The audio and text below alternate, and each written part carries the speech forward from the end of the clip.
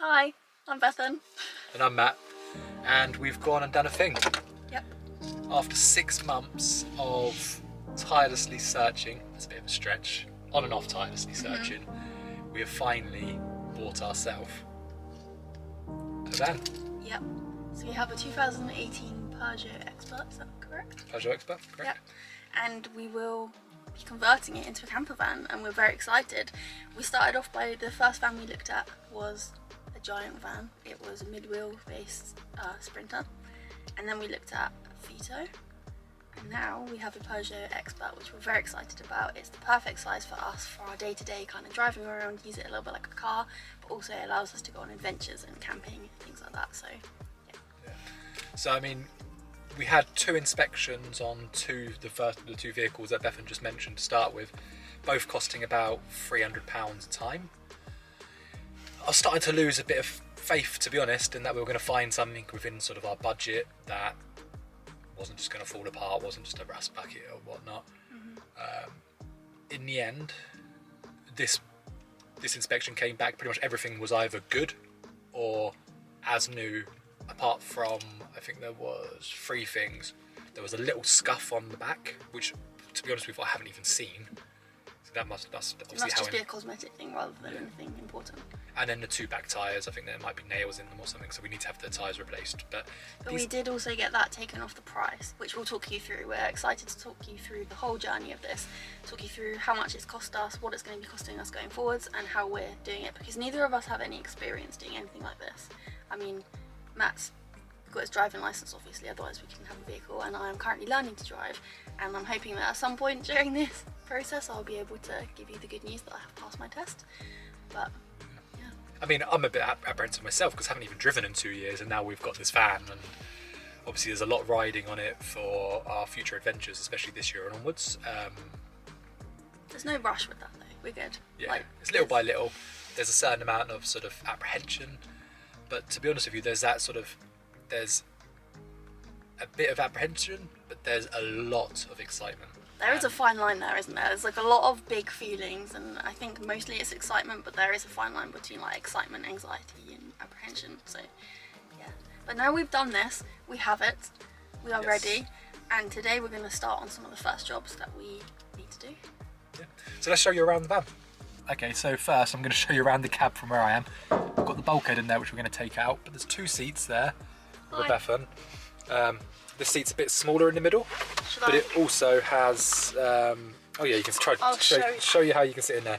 We did test this with another person in there as well yesterday. And it's okay, it's a slight squeeze, but it's not uncomfortable. I mean, I don't know if I'd want to do that on a 4-hour journey or anything, but I guess if you do, this person in the middle has a little bit less leg room. Whoever sits here has a lot of leg room. I mean, I'm 5'7", and I fit easily in here. Just if you have a long journey, I guess you just get out and have a little bit more of a stretch. Apologies for the lighting in here, but it's really bright outside and then it's a little bit darker in the cab, which is actually quite reassuring actually, because when the sun is shining a lot, I don't feel like I'm going to be blinded by the light, which is good. But I'll show you the seat. So there's a load of rubbish in here right now from the previous owner, but it even has a storage space in the middle in the seat, which is cool. It has a pull down sort of almost office area. I've heard somebody else, it slides around like that. It's got the little thing, and it's got a little cubby hole thing. There's me trying to pull it off. Yeah, trying to pull it off. Okay, you can put it back. There's also an armrest on my side. It's worth saying as well that this was the Peugeot Expert Professional, so I think it has a few more things than you'd normally have, but I don't know 100% what the differences are.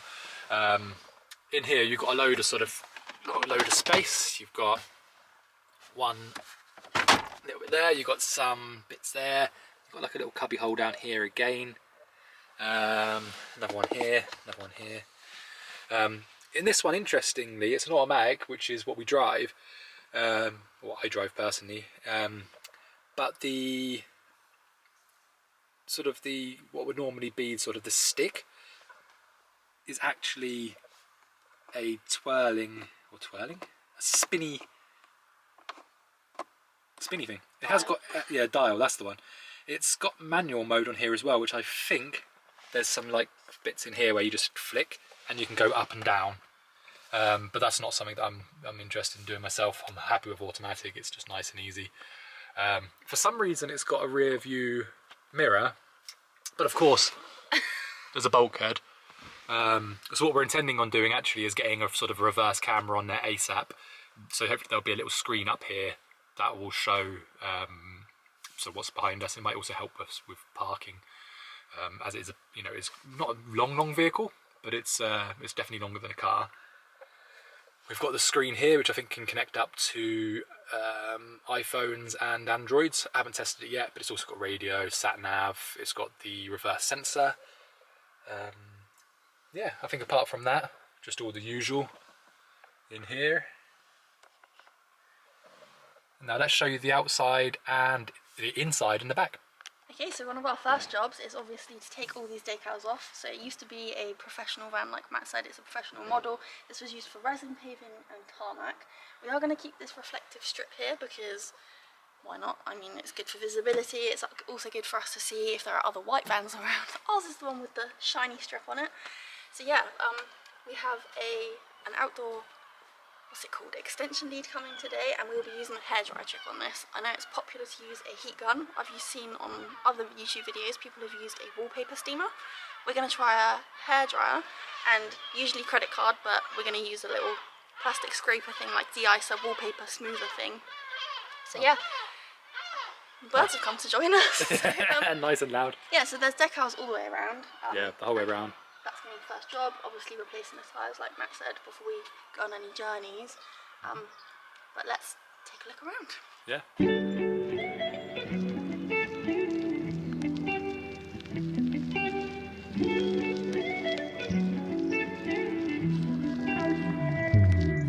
And just for scale, this is Matt next to the van. Yep, he is 5'10", just for scale, so you can kind of get to see what it might look like. Because I appreciate, obviously, there's not really a lot to show you. This could be a huge house, this could be a tiny house. Yeah, there you go. Yeah.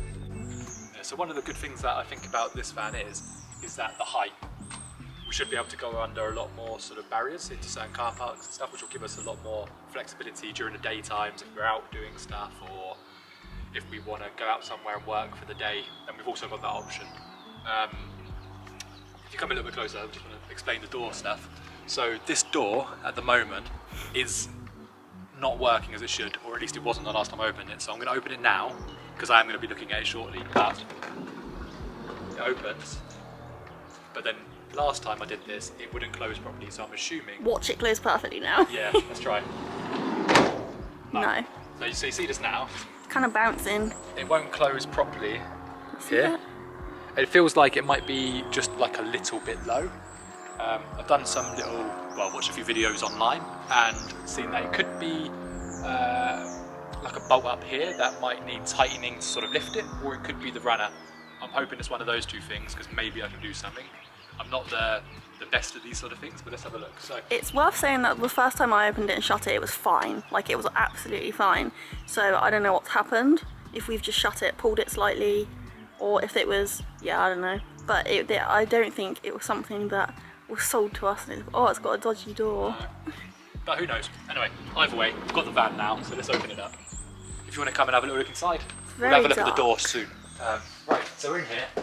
It's quite dark, but I'm going to turn some lights on. I don't know how bright they are. That's not helped at all. Okay, if you come in, you'll get better lighting and everything. Right. So I'm assuming when we're in here, we're going to obviously not do a huge amount of height in here with the frame because we don't want to lose any of the height we have. There's going to be more insulation on the sides, and when we remove the bulkhead, I'm hoping that we'll get an extra couple of inches that side too. But one of the biggest and obviously most obvious tests we want to do is to see if I can lay out in here and how much space I have. So I'm going to move right up to move right up to the bulkhead, and there's at least a foot or so left at the end of the bed. It's very likely that we won't build a full size bed in here, certainly not width-wise, but definitely length-wise. There's no point in us adding sort of extra several inches at the end, because what's the point? I might just have a quick nap while I'm in here. I was going to say, I can't take you seriously chatting to the camera laying down. But absolutely plenty of space. We're going to be obviously very clever with how we use the space. I believe that we want to put in sort of storage space. We want to put in a bench, I think was the idea, that folds out or pulls out into a full-size bed. Full-size camper bed. Full-size camper bed. We realise that this whole vehicle is only a sort of a bit larger than sort of tent would stay in, but that's kind of how we imagine it, like a better version of a tent that we can drive places, stay warmer, and hopefully be better insulated. Definitely be better insulated, and you know, if we can, be a hell of a lot more soundproof. But yeah, let's see what else there is to look at.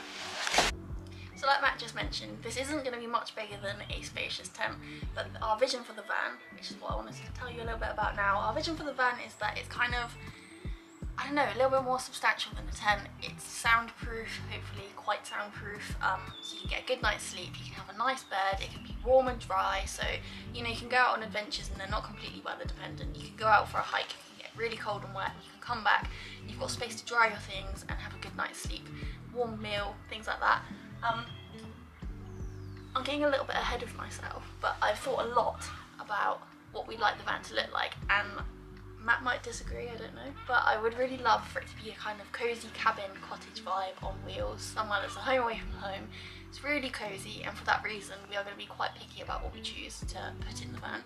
We're going to make it as eco-friendly as possible and obviously use vegan materials, because I don't know if there's much that isn't vegan, but we're going to be checking out the glues, the paints, the adhesives, the like no leather, no suede, things like that, which I don't know if that makes us quite unique, but obviously we want to keep to our values and know that this is a safe haven for us on all levels. Yeah, I was going to tell you all about what I want it to look like, but I'm getting ahead of myself. You'll have to wait and see. Yeah, we'll save that for a future video. But yeah, I think, in this video, what I'd like to do, before we finish up this video, because it's going to be a shorter one, I would like to see if my idea about the bolt up there, you can see it, oh, there, yeah, see if tightening that helps lift the door to fit in better, or unfortunately if it might be the roller or runner underneath there or whatever it is. We'll have to wait and see. Way is to Lefty, loosey, righty, tighty. So it should be right to get it to lift. Technically, if you're trying to tighten it.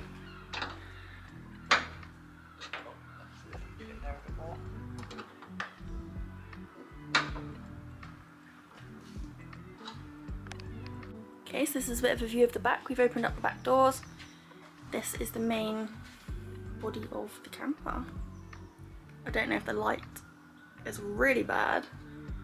Yeah, that's the space that we're working with, and the doors are open. It's only open a little bit wider than that, but obviously we've got the sliding door open as well, and we don't want to bash it, so yeah.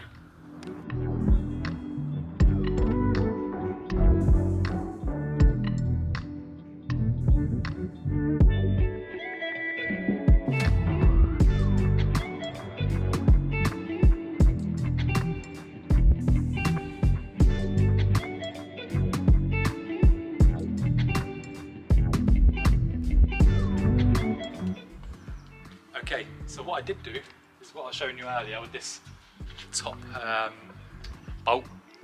Is that a bolt? I don't even know the lingo. Is that a bolt up there? That's a bolt. Okay. We're gonna call it a bolt. Yeah, we'll call it a bolt. I tightened that up. It was quite hard, but I got it up just possibly half a millimetre or a millimetre. And now the door closes perfectly, which is quite surprising because I wasn't expecting it to be that easy. One thing I did notice though is if this door here is closed, then what it does mean is that because of the, what's it called here? The seal? The seal, it's a bit loose, so it doesn't want to close entirely still, but it's much better. While we're making things secure and everything else, and making sure that we can get on with things, I do not mind just opening and closing that like that, you know, do that. May as well. And then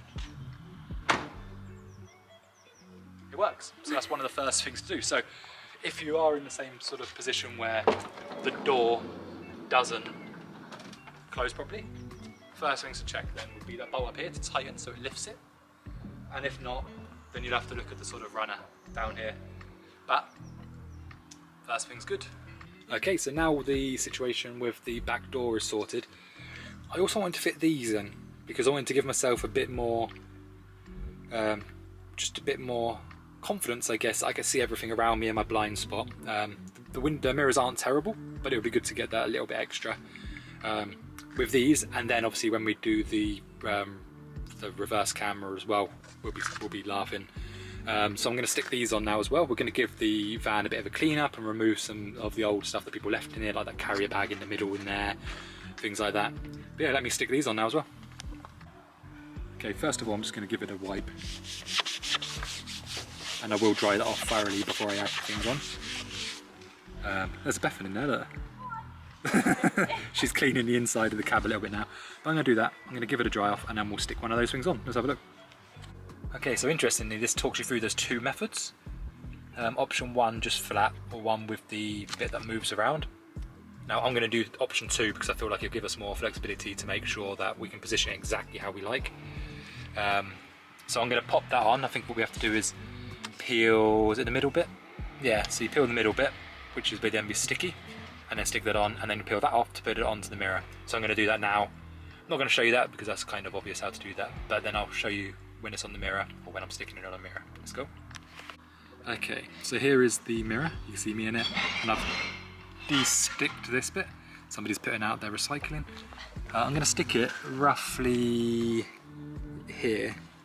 I think that's a good place for it because that will give me hopefully a bit better of a view down the side. I might just do like that angle for now.